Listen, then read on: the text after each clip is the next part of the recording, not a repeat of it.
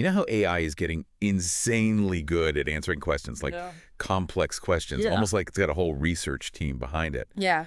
Well, today we're diving into the secret sauce behind that, Mm. a technique called Retrieval-Augmented Generation, RRIC for short. Yeah. It's essentially giving AI a brain Mm-hmm. packed with specific info to pull from. It's like upgrading from a simple calculator Right. to a full-blown supercomputer. Yeah. One that can access any information it needs. So instead of just relying on what it's already learned, RE lets AI tap into a vast knowledge base. Exactly. Great. Yeah. It's the difference between an AI that can tell you the capital of France Uh-huh. and one that can analyze Yeah. the geopolitical implications of French foreign policy. So we're talking next level stuff here. Oh, yeah. We'll break down how it actually works, even if you're not a developer. Yeah. But first, let's get a handle on the main stages of the process. Sure. Think of it as a three-step journey. Okay. First, the system needs to process your question, almost like translating it into a language the AI understands. Okay, makes sense. Then what? Next comes the retrieval stage, where the system dives into its knowledge base and finds the most relevant information. Like an AI detective sifting through clues. Exactly. Nice. And finally, it uses that retrieved information to generate a comprehensive and accurate answer. So it's not just about finding keywords. It's about the AI understand, like, the shape of a good answer. Precisely. Okay, Now, let's zoom in on the first stage, got it. query processing. This is where the magic starts. All right. The first layer we encounter is the query construction layer. Query construction. So this is where my question gets transformed into something the AI can actually work with. Think of it as a master interpreter, fluent in both human language and the language of data. Yeah. It has to handle different types of data sources, each with its own unique structure. Our sources talk about relational databases. Mm-hmm. Graph databases Yeah. and vector stores, kind of like different departments in a massive library. That's a great way to put it. Yeah. Relational databases are all about structured data, Okay. like neatly organized spreadsheets. Think customer info or product catalogs. So for those, the query construction layer acts like a librarian who knows exactly where everything is shelved. Exactly. Yeah. It converts your question into a specific search command the database can understand. Okay. For instance, if you ask, what were the top-selling sci-fi books last month? Uh-huh. It translates that into a database query that pulls the exact sales figures. Makes sense. Yeah. Now, what about those graph databases? They sound a bit more tangled. They are. Think of them as a web of connections, Okay. like a social network or a family tree. Yeah. Each data point is related to others, forming a complex map. So instead of neatly labeled shelves, we've got this, like, intricate web of relationships. Yeah. How does the AI even navigate that? That's where the query construction layer steps in, Go. acting like a detective, connecting the dots. Uh, It figures out how your question relates to those connections. So if I ask, what authors are similar to Ursula K. Le Guin? Mm-hmm. The system traces those connections in the graph database. Yeah, Finding authors with, like, similar themes or styles. exactly. It's about understanding the relationships between data points, Right. not just finding specific keywords. Okay. That's pretty impressive. But what about those vector stores? They seem even more abstract. They are, but also incredibly powerful. Okay. Vector stores are all about semantic meaning. Okay. It's not about exact keyword matches, Right. but finding content with similar underlying concepts. So it's less about finding the exact words and more about understanding, like, the vibe. Exactly. Imagine you're searching for music with a similar feel to your favorite band. It's not about finding songs with the same title or lyrics, but those that evoke the same emotions or style. That makes so much sense. Mhm. So for vector stores, the query construction layer is like a music recommender algorithm, finding content that matches the essence of my question. You got it. Okay, so we've got our question translated in something the AI can work with, and we've even looked at the different data sources. Pretty cool. Yeah. What's next in this ARG journey? Well, next up, we'll see how the system takes that translated question and actually finds the right information. Sounds good. Can't wait. Welcome back to our deep dive into the world of ARG. Yep. Last time we explored how the query construction layer acts like a master interpreter, Right. converting your question into a format the AI system can understand. Yeah, it's amazing how it handles all those different types of databases, Right. like a librarian, detective, and music recommender. Yeah, all rolled into one. Yeah. Now, with our question perfectly translated, we move on to the next crucial stage, the query translation system. Query translation. So it's not just about converting my question into database language. There's more Wow. to it. Absolutely. Okay. Think of this stage as a thoughtful assistant Okay. who wants to make sure they fully grasp your request before diving into the research. Right. They want to be super efficient and bring back the most relevant information. So they're not just blindly searching, they're strategizing about how to find the best answers. Exactly. And it achieves this through two key processes: query decomposition and hypothetical documents. Okay, break those down for me. So what's Sure. query decomposition all about? Imagine you ask a question like, Okay. what scientific breakthroughs led to the development of smartphones and what impact have they had on society? That's a mouthful. Yeah, it's a pretty broad question with multiple parts. Instead of tackling that beast all at once, Uh-huh. the query translation system breaks it down into smaller, more focused sub-questions. So it's like dividing a big research paper into separate chapters, Yeah. making it more manageable and organized. Precisely. It might separate it into what scientific discoveries enabled smartphones Right. and how have smartphones impacted society. This way, it can search for each aspect more effectively. That makes a lot of sense. It's like breaking down a complex task into smaller steps, Right. making it easier to accomplish. Now, the hypothetical documents process, or HID for short, Okay. is where things get really interesting. Our source describes it as creating a perfect answer template, Yeah. like a blueprint for what the ideal response would look like. Exactly. Imagine the system is saying, if I were to answer this question flawlessly, what information would I include and how would I structure it? Uh-huh. It's almost like outlining an essay before you start writing. So it's not just searching for random bits of information. Right. It's envisioning the final product Yeah. and then seeking out the specific pieces to fit that puzzle. That's a great analogy. This hypothetical document acts as a guide for the system's search, Okay. helping it prioritize and filter information based on its relevance to the ideal answer. It's like having a shopping list when you go to the grocery store. Yeah. You know exactly what you need, so you don't get distracted by all the other tempting items. This approach makes the retrieval process much more targeted and efficient, Right. especially when dealing with complex or multifaceted queries. Okay, so we've got our question translated and strategically broken down, and we've even created a blueprint for the perfect answer. Right. What happens next? Now that the system knows exactly what it's looking for, Okay. it needs to figure out where to find it. Right. This is where the intelligent routing implementation comes in. Okay, so think of it as a highly skilled traffic controller Yes. directing the flow of questions to the right destination. Exactly. Remember those different types of databases we talked about? Yeah. Relational, graph, and vector stores. Mhm. Each one is best suited for answering certain types of questions. Right, like the librarian knows where to find historical facts. Yeah. The detective is great for uncovering complex relationships. Mm. And the music recommender understands vibes and styles. The intelligent routing implementation is responsible for choosing the most suitable database based on the type of question and the desired outcome. So it's matching the question to the right expert for the job. Precisely. And this is where those embedding models we briefly mentioned earlier come into play. Embedding models. Refresh my memory on those. They're essentially a way to represent both the question and the characteristics of each database as numerical values. Okay. It's like giving each one a unique fingerprint. So by comparing those fingerprints, Right. the intelligent routing implementation can determine which database is the best match for the question. That's it. It's a sophisticated matchmaking system that ensures we're searching for the information in the right place, making the whole process incredibly efficient. Okay, so we've translated, decomposed, created a blueprint, and now we've routed the question to the perfect database. We're getting closer to that answer. Yes. What's the next step in this fascinating process? Now that we know where to look, Right. we need to ensure that searching through that database is as efficient as possible. Okay. This brings us to the indexing system. Indexing system.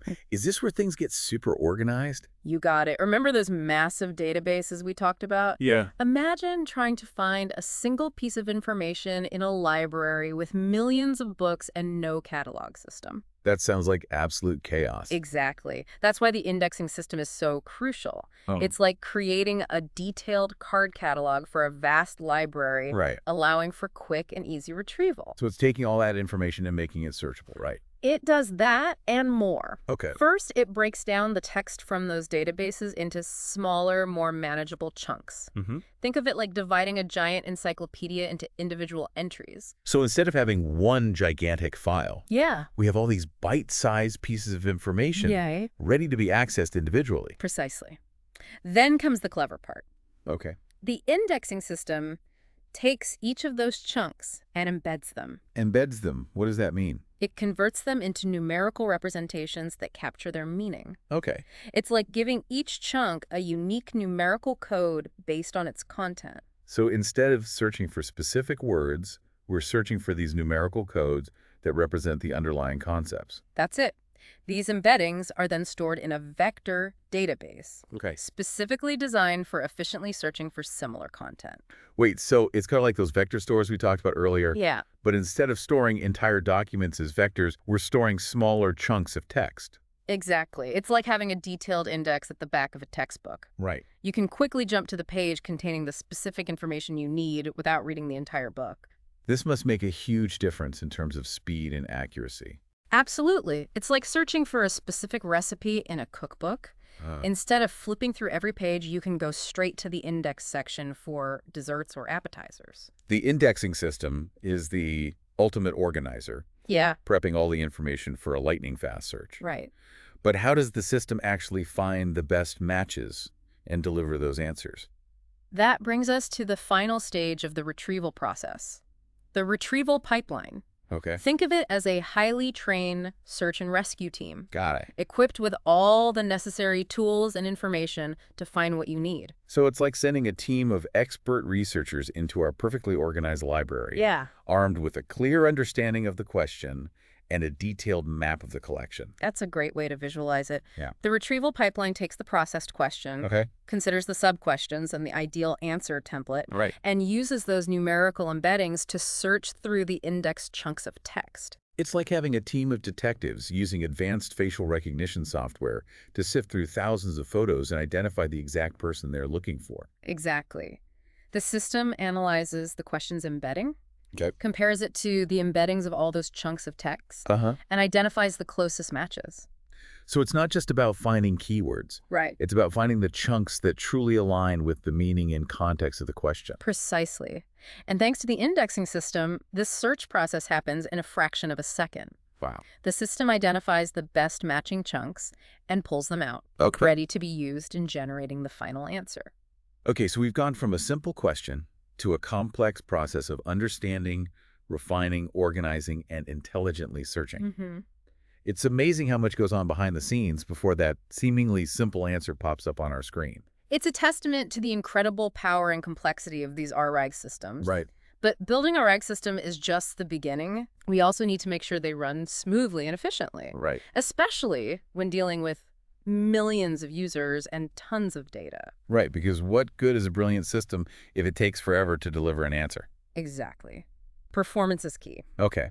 And that's where we'll pick up in the next part of our deep dive. Okay. We'll explore how these systems are optimized for speed and efficiency. Welcome back to the deep dive. We've been really digging into how these RA systems are changing the game for AI. You know, from understanding and routing those queries Yeah. to like indexing all that information for super fast retrieval. Right. We've essentially walked through how those like amazingly accurate AI answers you see are generated step by step. But now we need to talk about making sure these RA systems are like running at peak performance. Right. Because no one wants to wait around for an answer. Exactly. Speed and efficiency are really crucial, especially when you're dealing with massive amounts of data and complex queries. Our source mentions a couple of interesting techniques for optimizing performance.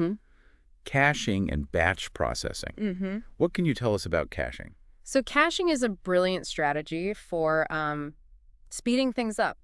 Think of it like this. You visit a website for the first time, Uh-huh. and your browser downloads all the images and files. Right, so the next time I visit that same website, Yeah. it loads much faster because my browser has already saved those files. Exactly. That's caching in action. Instead of fetching the same information repeatedly, Okay. your browser remembers and uses the saved copy. So in a Reg-E system, caching means saving the results of common queries, so the system doesn't have to go through that whole process again. Precisely. Imagine a million people asking the same question, like, what's the weather like today? Yeah. Instead of the system, recalculating the answer for each person, it retrieves the cached response instantly. That makes a lot of sense. Yeah. It's like having a library of pre-written answers Yeah. to the most popular questions. Now, there are different types of caching strategies. Okay. And our source mentions something called LRU cache. LRU, what's that all about? LRU stands for least recently used. Okay. Imagine your browser cache has limited space. Yeah. The LRU algorithm says, okay, if we need to make room for new information, let's get rid of the stuff that hasn't been used in a while. So it's prioritizing the most frequently used information, Right. making sure the cache is always stocked with the stuff people actually need. That's the idea. And for really massive systems, like spread across multiple servers, Right. there's a tool called Redis, Okay. which is a super fast way to manage cached data. Redis sounds powerful. It is. But the key takeaway here is that caching significantly improves response times, Right. making those frequently asked questions, snappy and efficient. Caching takes care of the frequent flyers. Yeah.